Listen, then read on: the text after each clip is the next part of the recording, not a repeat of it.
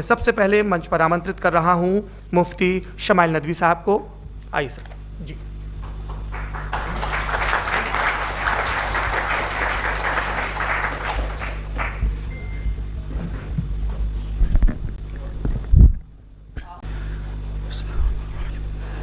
तमाम तारीफ़ें उस क्रिएटर के लिए जिसने इस यूनिवर्स को एक मकसद के तहत पैदा किया है।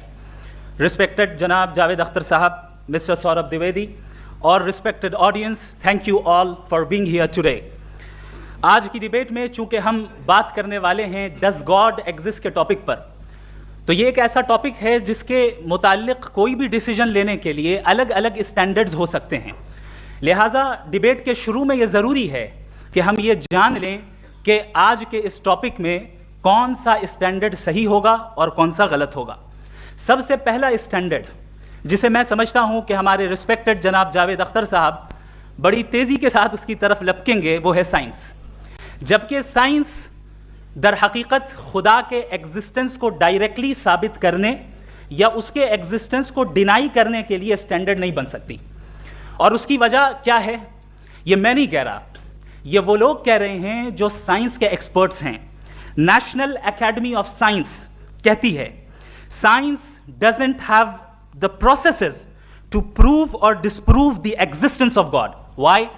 क्योंकि साइंस का ताल्लुक एम्पेरिकल एविडेंस से है और एम्पेरिकल एविडेंसेस का ताल्लुक हमारे नेचुरल और फिजिकल वर्ल्ड से है, जबकि गॉड नॉन फिजिकल और सुपर नेचुरल रियलिटी है। लिहाजा नॉन फिजिकल रियलिटी को आप उस टूल के साथ नहीं चेक कर सकते जिसका काम फिजिकल रियलिटी को तलाश करना है। लिहाजा आज इस डिबेट में गॉड की एग्जिस्टेंस को साबित करने या उसे डिनाई करने में साइंटिफिक एविडेंस को एक्सेप्ट नहीं किया जाएगा। दूसरा स्टैंडर्ड हो सकता है रेविलेशन, कि रेविलेशन के जरिए हम यह साबित करें कि गॉड एग्जिस्ट करता है या नहीं। लेकिन यह स्टैंडर्ड भी आज इररेलेवेंट है। क्यों? क्योंकि रेविलेशन मेरे नज़दीक सोर्स ऑफ नॉलेज है, वैलिड सोर्स ऑफ नॉलेज है, लेकिन हमारे जावेद अख्तर साहब के नज़दीक ये वैलिड सोर्स ऑफ नॉलेज नहीं है। लिहाजा आज की डिबेट में मैं एक भी एविडेंस किसी भी मजहबी स्क्रिप्चर से नहीं दूंगा ताकि जावेद अख्तर साहब के लिए वो अनएक्सेप्टेबल ना हो। तीसरा जो मेयार हो सकता है वो है ऑब्जर्वेशन, कि भाई कोई कहे कि हमें खुदा दिखाओ, अगर है तो दिखाओ, या ये कि खुदा के एग्जिस्टेंस पर एम्पेरिकल एविडेंस दो, तो ये है दर हकीकत गलत टूल का इस्तेमाल करना। ये ऐसा ही है कि जावेद साहब मुझसे ये मुतालबा करें कि मुफ्ती साहब आप मेटल डिटेक्टर के जरिए प्लास्टिक डिटेक्ट करके दिखाएं। अब चूंकि प्लास्टिक डिटेक्ट नहीं हो पा रही है लिहाजा plastic does not exist. No, you are using the wrong tool. इस टूल से प्लास्टिक को डिटेक्ट नहीं किया जाता।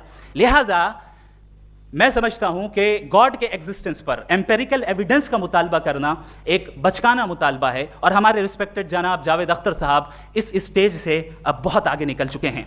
अब बचता है एक ही स्टैंडर्ड, और वो स्टैंडर्ड है अक्ल, लॉजिक, रीजनिंग। और यही वो स्टैंडर्ड है जिसके तहत गॉड की एग्जिस्टेंस को साबित किया जाएगा या गॉड की एग्जिस्टेंस को डिनाई किया जाएगा।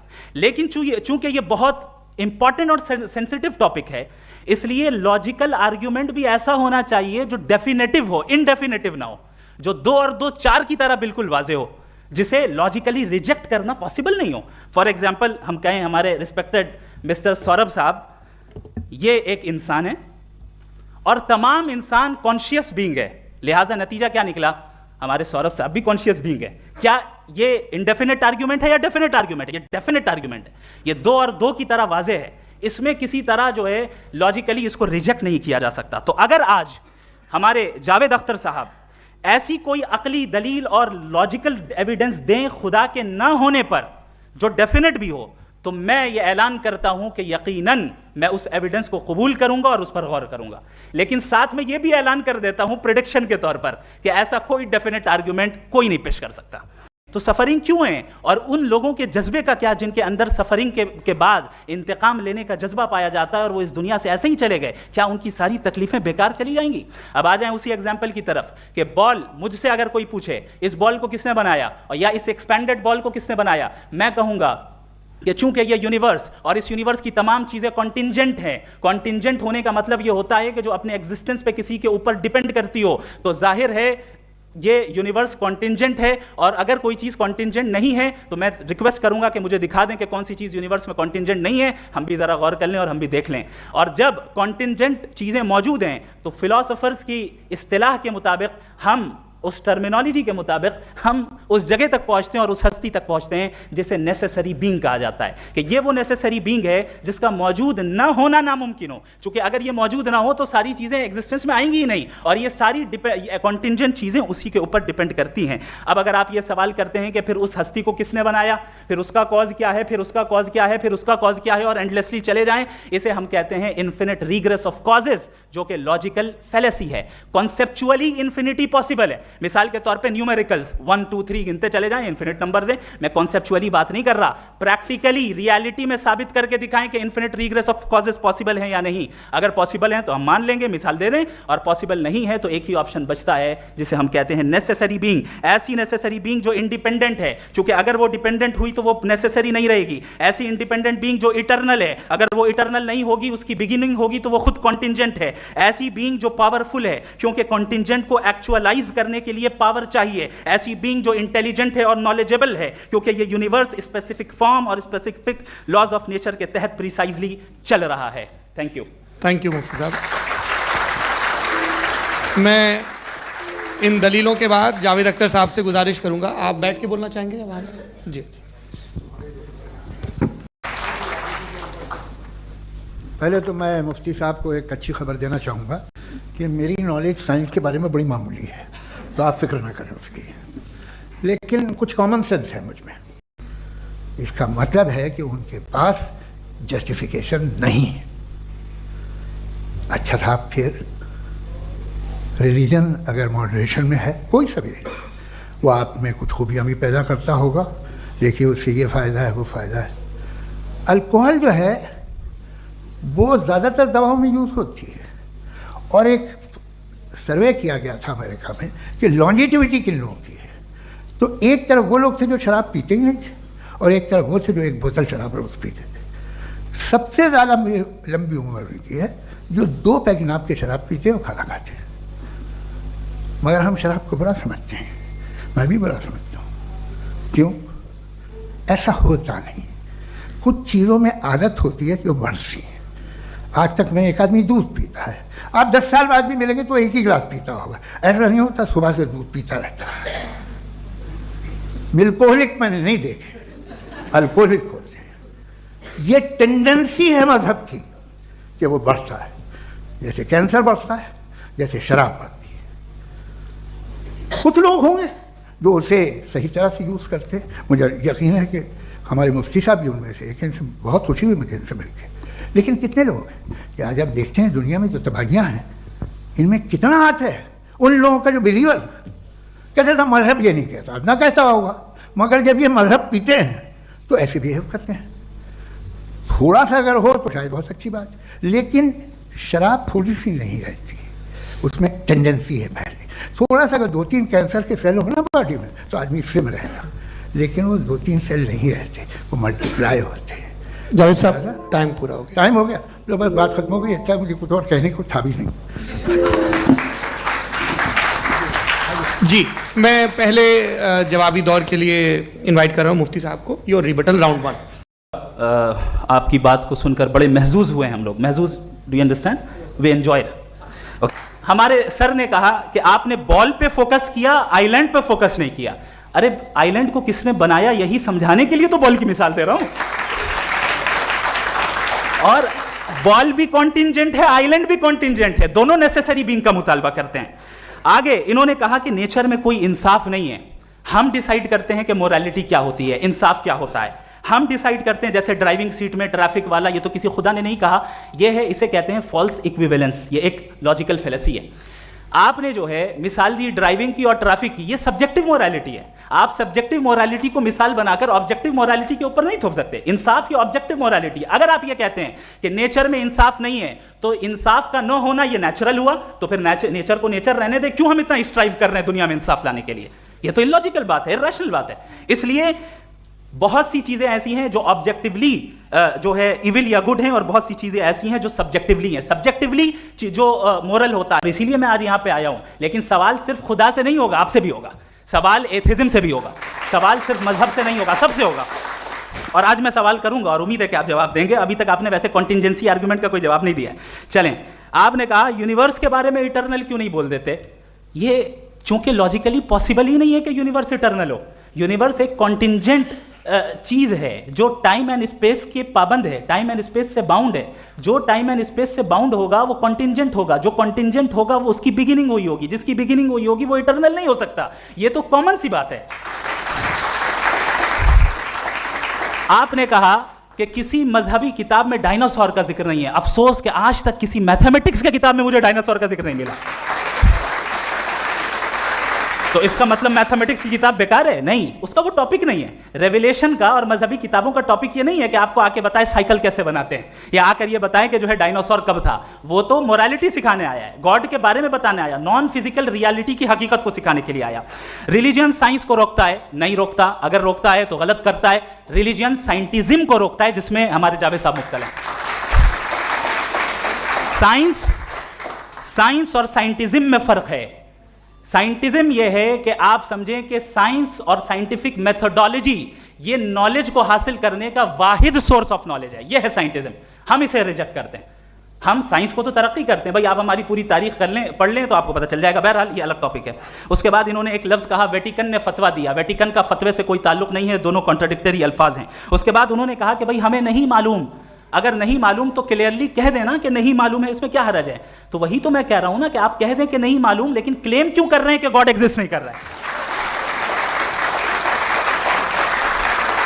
आप कह दें नहीं मालूम है, हो सकता है हो सकता ना हो, लेकिन आप क्लेम कर रहे हैं। The moment you say God does not exist, this is a claim, and now the burden of proof is upon you too, जैसे हमारे ऊपर है।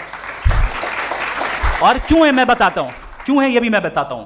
फिलोसॉफिकली जो क्लेम होता है ना, सिर्फ ये नहीं होता कि इंसान कहे पॉजिटिव क्लेम करे और नेगेटिव क्लेम करे तो बर्डन ऑफ प्रूफ नहीं है। आप मिसाल के तौर पे मैं कहूं कि फुला उस कमरे में कोई नहीं है, मैंने एक नॉलेज का क्लेम किया है। उस कमरे में कोई नहीं है, मैंने एक नॉलेज का क्लेम किया। या तो मैं कहूं मुझे नहीं पता, हो भी सकता है नहीं भी हो सकता है, this is not a claim. लेकिन जब मैं कह रहा हूं कि वहां कोई नहीं है या मैं कह रहा हूं वहां कोई है, दोनों क्लेम है और दोनों के ऊपर बर्डन ऑफ प्रूफ है। हमारे ऊपर भी बर्डन ऑफ प्रूफ है। मैंने कंटिजेंसी आर्ग्यूमेंट दिया, इसे तोड़कर दिखाइए। ये फ्री विल का भी बड़ा चक्कर। आप जब कोई बुरा काम करते हैं या कोई बुराई होती है तो ये कहा जाता है कि ये फ्री विल है। 7 billion free wills are moving on this planet. 7 billion free will. और एक आदमी अपनी फ्री विल से मुझे कत्ल कर दे तो मैं खुदा की मर्जी से मरा हूँ कि इसकी फ्री विल की वजह से? मेरी मौत खुदा के हाथ है या ये फ्री विल वाले के हाथ है?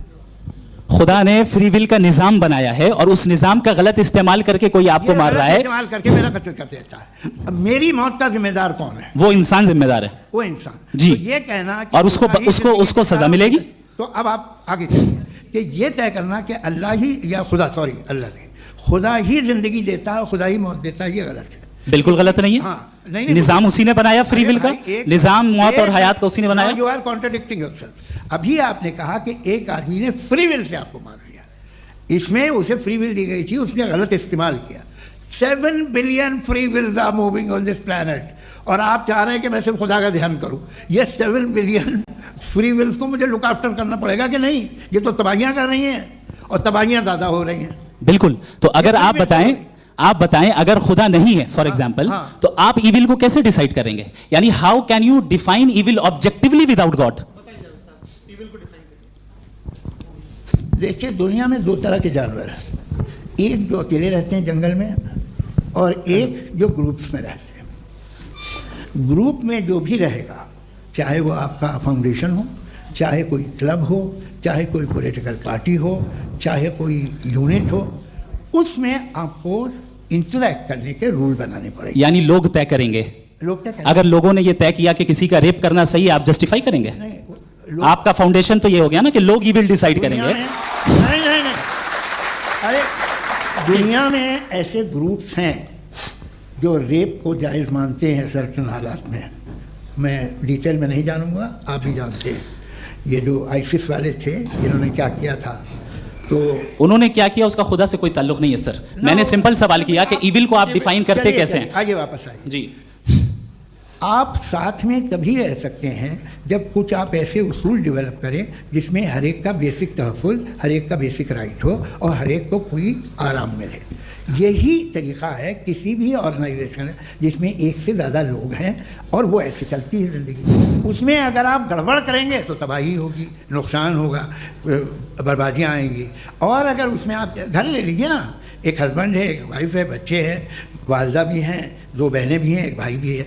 अब इसमें कोई निज़ाम आपको चाहिए साथ में रहने का, और एक दूसरे पे भरोसा रहे, एक दूसरे के बहीख्वाह हों, एक दूसरे की मदद करें, ऐसी जिंदगी। सर आपकी बात आ गई। आप ये कह रहे हैं कि लोग डिसाइड करेंगे क्या सही है क्या गलत है, यही है? मेजॉरिटी डिसाइड करेगी क्या सही है क्या गलत है? अरे भाई बिल्कुल। मेजॉरिटी अगर ये कहे कि नाजी जर्मनी के साथ जिस तरह मेजॉरिटी थी कि जेनोसाइड करना सही है, आप जस्टिफाई करेंगे? उस वक्त आपका ये सवाल सिर्फ उसके बाद क्लोजिंग। हाँ, उस वक्त प्लेनेट पे जो लोग थे उनमें कितने लोग हिटलर को सही समझते? अच्छा, प्लेनेट की मेजॉरिटी तय करेगी, सोसाइटी की नहीं। प्लेनेट की मेजॉरिटी गॉड के एग्जिस्टेंस को सही मानती है, आप क्यों नहीं मानते? ये हेलो ये क्रॉस क्वेश्चन का राउंड यहाँ पर समाप्त होता है। और ये बड़ा अच्छा है कि इस तरह से फ्रेगमेंट कर दिया गया है ताकि जो मरकरी ऊपर जा रहा है नीचे जवाब दे दूं। जी। प्लेनेट की ज़्यादातर मेजॉरिटी कुछ दूसरे मजहबों के खुदा को मानती है। आप उन्हें क्यों नहीं, आप तो मेजॉरिटी की बात कर रहे अच्छा, हैं। ये क्लोजिंग आप ये कह रहे हैं इविल और गुड को डिसाइड मेजॉरिटी करेगी। मेजॉरिटी जो कर दे वो सही हो जाएगा। क्लोजिंग इसको जैसा आप ही लोगों ने तय किया है उसी फॉर्मेट को फॉलो कर लेते हैं। हाँ भाई, मैंने तो भले लोगों पे एतबार किया और तब मॉडरेशन तय किया। जी, आपके पास 5 मिनट का वक्त है closing argument. Does God exist? मैं इस पे इतने एकेडमिक तैयारी करके आया था, मुझे था कि मैंने सोचा था कि कई सारे मैं आर्ग्यूमेंट्स दूंगा, लेकिन वक्त की भी किल्लत और जावेद साहब बार बार इधर उधर चले जा रहे थे तो उसको भी थोड़ा एंटरटेन करना पड़ गया। डज गॉड एग्जिस्ट पे मैं एक ही आर्ग्यूमेंट दे पाया। आर्ग्यूमेंट्स बहुत हैं और डेफिनेटिव आर्ग्यूमेंट्स हैं, और मेरे आर्ग्यूमेंट को किसी एक राउंड में भी इन्होंने एंटरटेन नहीं किया और रेफ्यूट नहीं किया। एक राउंड में भी नहीं, एक राउंड में भी नहीं। और ना ही अभी आपका क्लोजिंग आर्ग्यूमेंट आएगा। नहीं हो बता देना। Argument of contingency sir. अरे मैं आपसे कई बार कह चुका हूँ कंटीजेंसी का मतलब अब मैं कैसे समझाऊं आपको? आपस में हाँ, आप और कितने आसानी से समझाऊं मैं? मुझे तो नहीं समझ में आ रहा है। आप अपनी आर्ग्यूमेंट ऑफ कंटीजेंसी उर्दू में बोल सकते हैं। हाँ, आप अपनी बात पूरी कर लें जी। आखिरी 4 मिनट। दूसरी चीज, just a minute please ma'am, can I talk? दूसरी चीज ये है कि आपने एक तो इसका जवाब नहीं दिया, दूसरा आपने गॉड के ना होने पर कोई डेफिनेटिव आर्ग्यूमेंट नहीं दिया। सिर्फ मजहब पे बात कर रहे हैं आप। मजहब तो आज हमारा टॉपिक ही नहीं था। आज तो हमारा टॉपिक हो, आप मजहब से ले लेकर आईएस तक चले गए। भाई हमारा क्या ताल्लुक है उससे? We condemn them. और उसका गॉड से क्या ताल्लुक है? अगर कोई गलत काम कर रहा है, किसी ने किसी को कत्ल किया, किसी ने किसी का रेप किया, उसको सजा मिलनी चाहिए। और आपके पास कोई भी rational strong foundation of morality नहीं है। आपने कहा कि मेजॉरिटी तय करेगी सोसाइटी की, वो सही होगा। मैंने कहा हिटलर को फिर आप सही कहेंगे? नहीं, प्लैनेट की सोसाइटी की मेजॉरिटी तय करेगी। तो प्लैनेट की मेजॉरिटी गॉड के एग्जिस्टेंस को मानती है, आप क्या नहीं है रिलीजियस है? तो यानी आपके पास कोई स्ट्रॉन्ग फाउंडेशन नहीं है ऑब्जेक्टिव मोरालिटी का। ऑब्जेक्टिव मोरालिटी का अगर कोई फाउंडेशन है तो वो सिर्फ गॉड है, गॉड है, गॉड है।